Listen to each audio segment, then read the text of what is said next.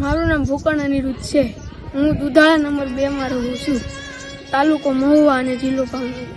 હું અત્યારે તો 9મા ધોરણમાં અભ્યાસ કરું છું અને મને આ ગાયકીનો શોખ પહેલાં અમારા દુધાળા નંબર 2 માં રામા મંડળ રમતા ને એમાંથી હું 2-3 ભજન ગાતો હતો. એમાંથી રસ જાગ્યો. બહુ ઉત્સાહ, કલાકાર ટોપ નંબરે આવું એવા કલાકાર બને. મારે ગોપાલ સાધુ જેવું બનવું છે. અતિ પ્રિય હરિહરાની મરજી. હા, મારી સરકારી હાઈસ્કૂલ ભાદરામાં મેં કલા મહોત્સવમાં ભાગ લીધો હતો. એમાં મને એવોર્ડ મળ્યો હતો અને ટોપ નંબરે આવ્યો હતો.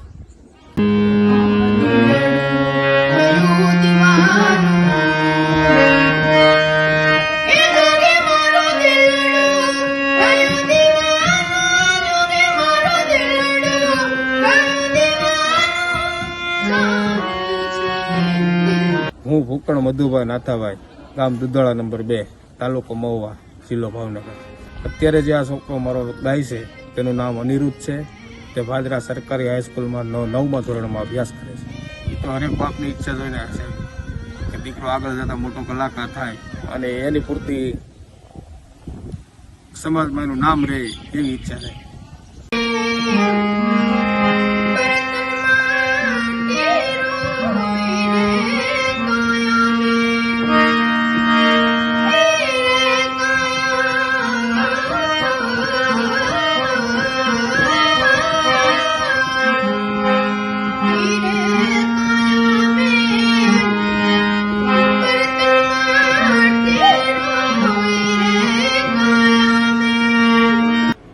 તો સરકારી હાઈસ્કૂલ ભાદરામાં 14 સપ્ટેમ્બર ના રોજ કુડીસી કક્ષાનો